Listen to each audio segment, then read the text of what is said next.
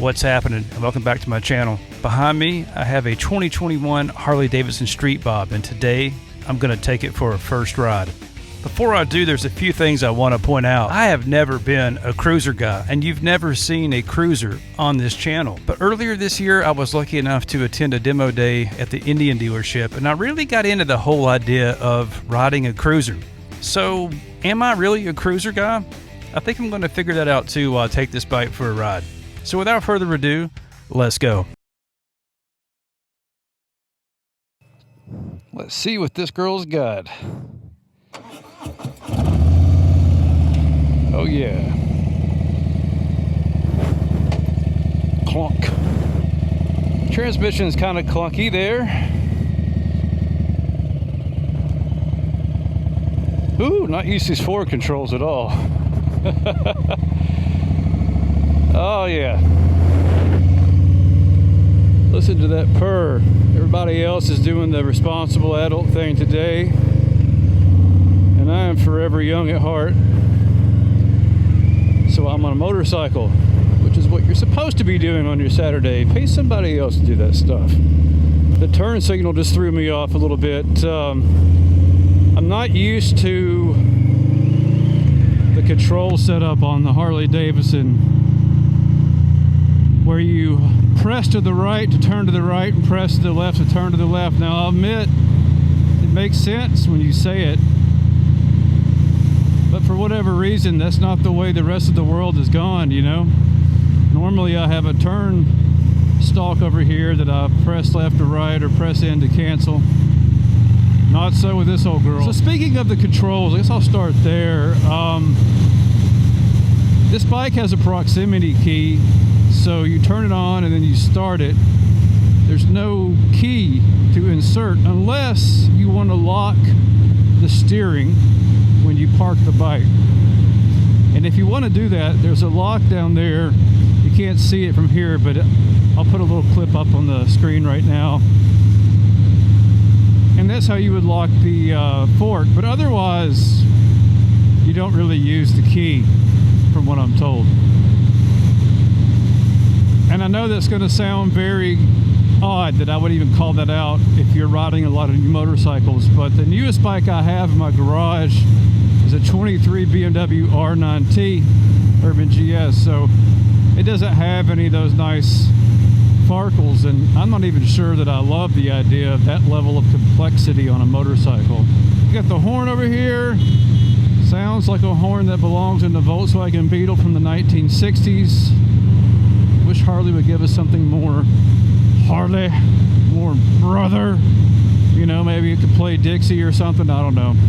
I do like these mini apes. They feel pretty good. I feel like they could be tilted back a little bit for me. Having to reach that far forward keeps me more forward in the seat than I would like, and you don't have a lot of room to really adjust in the seat on this bike. Let's see. Oh, we got cruise control here. There we go. That's nice. Digging the heck out of that. I don't think that's a standard feature on these bikes, but I really like it. I love cruise control, especially on a cruiser. This would seem like, you know, something you would want. Press it in to cancel. Very easy to understand. The mirrors are really nice. I like these mirrors. I know they're the traditional Harley shaped mirror. I'm not sure if any other motorcycle company uses a mirror that's that shape, but when I see that mirror, I immediately think Harley Davidson. And they work well. I don't know why you'd want to change these. They look nice. They work nice. One issue that I am having right now is this screen. It's really cool. It gives you a lot of information. I've got fuel level, RPMs on the bottom, mile per hour, and my gear. But what I can't really do is see this thing. If I flip my sun visor up on my helmet, it's a little easier to see. But with the sun visor down, it tends to cut a lot of it out. I can see my mile per hour, so that's important, barely, but I'm really struggling to see the gear indicator. And I suppose that's not critical, but it is nice to know. The maneuverability of this bike, not bad. I mean, I expected it to be a little more difficult, but that's pretty decent. The mass of this bike, if you're not used to it, this is going to catch some people off. For a Harley, this is on the smaller side, but for somebody who's coming off of a Rebel, for example, you'll be all right. But I won't say I'm struggling, but I'm very aware of the size of this bike. It is very much heavier than what I'm used to. So this bike has a 114 cubic inch engine, which I hear makes about 119 foot-pounds of torque and maybe 90 horsepower. I'm not sure, something like that. But it's a big engine. It's over 1,800 cc's for all of you non-Harley and non-American riders out there. And it's actually smoother than I thought it would be. I have ridden an Evolution engine. I had one on my XR 1200 that I had for a short period of time, and it was a lot more vibey. This thing feels remarkably sorted out. At the same time, I do get the sensation that there are two big cylinders like pounding underneath this tank. You feel it. It's very tactile. Now, earlier in the year, I did go to an Indian demo day, and I did have a chance to ride a Sport Chief, and I remember coming away from that thinking about how tactile that engine was in that bike. It was the most impressive thing about the bike. I didn't love the character of the engine, but I won't get into that. Maybe another video. But I loved how you could hear it literally squish the air, and it just sounded like some kind of piece of heavy machinery strapped between two wheels. This doesn't quite give you that. So if you've got some experience on a Indian that's air cooled, this is not that. This is more refined, and it's not as refined as the Scout engine, which I also got to test two Scouts that day. Very modern engine, but this is somewhere in between. You get that brawny American feeling, you get some vibes, but not an excessive amount of them. They're at a very low frequency right now at 61 miles an hour. It's not as boring or refined as a Scout. Not that that's a boring engine in its performance, but it's just so polished. The throttle in this thing is really, really nice. I am a throttle snob. I can detect the smallest problem with a throttle, whether it's surging or lag. And even though this is ride-by-wire, it's so smooth. It's very like a gentle logarithmic curve. The more you turn, the more it's going to give you. But it's so smooth, like when you dip into it, it's not surging, you know? I love it. I don't know if that's an artifact of the Screaming Eagle tuner. This bike does have a Screaming Eagle tuner with a, I'm assuming like a stage 1 flash, although it's really not stage 1, I think, by modern definition or contemporary definition. But it does enhance the fueling. Downshifts are really, really nice on this bike, but I'm not used to the mass of the flywheel, so I'm kind of having a hard time making them pretty downshifts like I would on my Beamer. That's not too bad.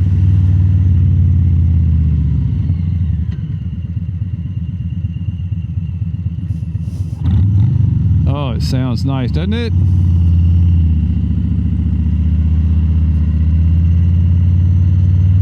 Let's give it the beans.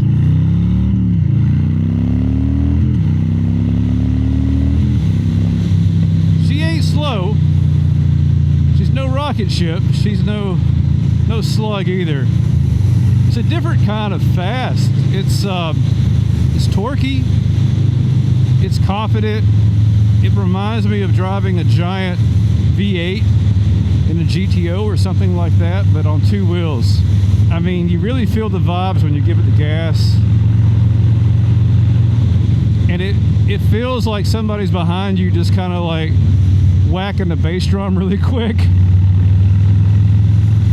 has that kick drum vibe, you know, that kick drum sensation, but it's happening hundreds of times a second. All right, while I'm waiting to hit some turns, I'll talk about the Ergos real quick. Like I said earlier, comes standard with mini apes. That's part of the Street Bob configuration, and I really like them, although I feel like I'm leaned forward a teeny little bit too much. This bike has forward controls, which I'm pretty sure are not standard, but I really like them. It's relaxing the angle of my knee, but I do get the sensation that like my heels are constantly sort of falling. I don't know if that makes any sense. And maybe it has something to do with my shoes. I'm not sure. I'm just not used to my feet sort of being like that. And maybe I should put my heels up a little more. I'm a Harley. Oh, you just hit a false neutral. That was embarrassing. But yeah, I feel like I should, you know, put my feet a little bit further forward on the pegs, but it feels a little odd over time. The brake on this one is adjusted in a way that is just too far forward, like I'm having to point my toe like a ballet dancer to engage the back brake, so that's not so hot. And the seat on this bike, this is the Sundowner seat, I believe is what it's called. It's a 2-up seat. Very comfortable. Really, really comfortable. Not my favorite seat, aesthetically speaking, for this bike, but it feels really, really nice on the butt, and it holds you in place really, really well, which I'm really digging, because with all that torque, you tend to want to slide back, and this seat prevents you from sliding back. So it's a really practical seat and a really comfortable seat. Here's a nice little sweeping turn. Let's see how she handles. I don't want to go in here too hot. I'm not used to riding it. Yeah, turn in is expectedly slow. I expected that. But it's very stable the way it holds the line.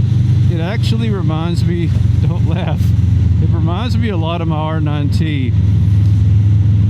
Now it will turn in a little bit quicker, but it has a similar sort of locked in on rails feeling.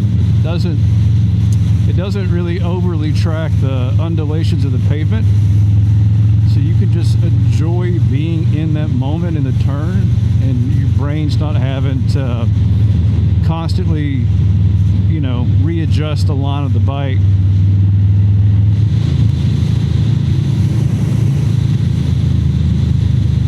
Had to get around that guy. Didn't want him ruining my vibe here. This is the best part of this little road. Yeah, this is cool.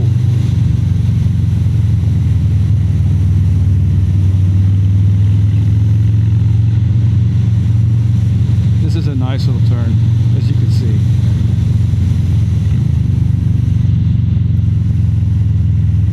What is this ass hat doing? Sorry, kids.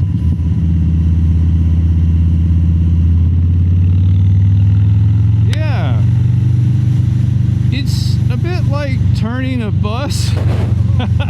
I don't mean that in the idea that it's vague and non-responsive. It's not any of those things.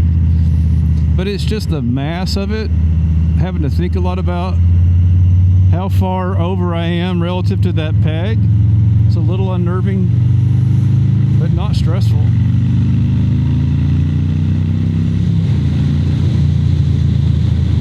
So far, I'm really digging this cruiser thing. I get it. It's not mentally fatiguing to ride in the way that some smaller bikes would be, or more high-strung bikes, or bikes that had less rake on the front end. And it also gives you a very muscular, powerful sensation with the engine that you're just not going to get with a regular type bike. The suspension on this bike's not bad either. It's not the best, but it's certainly adequate for the task at hand. I'm not getting a lot of excessive rebound. from the suspension. The turn-in's pretty good, so I feel like the back is sprung adequately for a rider of my weight. I'm about 182 pounds, and I'm 5'11", so, you know, you can compare yourself to me, but I'm not really noticing any real deficiencies of the bike. I feel like everything on this bike is sort of equally balanced. The braking, the turning, the power, like nothing feels out of whack. I do worry that if I was to own this bike, for example, and give it a pretty heavy tune, you know, like a cam and a 2-in-1 and a flash, etc., I would be worried that I would then start to overpower the single disc brake that this bike has, and perhaps, you know, the tires that this bike has, and end up having to do or chase a lot of things, like put in nicer tires, upgrade the suspension to Öhlins, put in a bigger front disc, maybe dual front disc, I don't know. If you have tuned a 114 Street Bob, let me know in the comments how you felt it affected the the balance of performance on this bike. I would love to hear about that.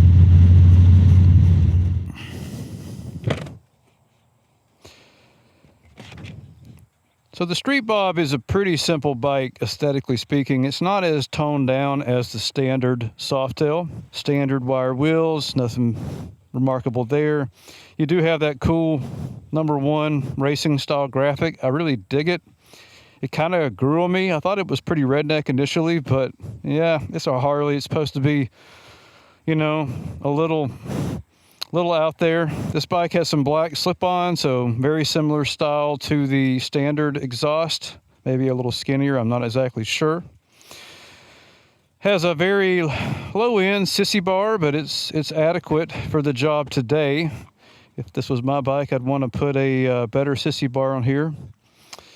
But it does hold the Sissybar bag well, which is nice, and you can carry all your stuff, your water, your camera gear, whatever you got. Of course, Harley puts the cubic inches of the engine on the side of your bike so that A, you feel like you have some sort of augmentation, and B, so that you feel self-conscious when they come out with a bigger one, so that you've got to either spend money to upgrade yours or buy a new bike. And if you do that, if you do upgrade the engine, of course Harley sells these little plates you can put on there to show the world what you've done, because having it for yourself is just not enough in 2025. You got to tell everybody about it. This headlight, simple, small, part of that bobber look. It could be bigger, maybe. I don't know. I think the mini apes look super cool in this bike. I know T-bars are big with the Dynabras and all that, but I really like the apes for a couple of reasons. One, I like the way they look, and two, I like the clean view of the road that you get when you're sitting behind them. If I was sitting this low and I had the big extensions here, I don't know that I would dig it, because you'd be staring at that extension and then probably the speedo up here. I mean, it looks killer, but not exactly the most practical thing to have. So that's it for this first ride review, y'all. If you liked it or found it useful, please give me a thumbs up and consider subscribing to the channel so you don't miss any future content I have on my dual sports or the R9T or the SV650, or who knows, maybe I'll buy this Harley. It's for sale. So until next time, y'all, I hope you ride safe and have a good time out there. Ciao.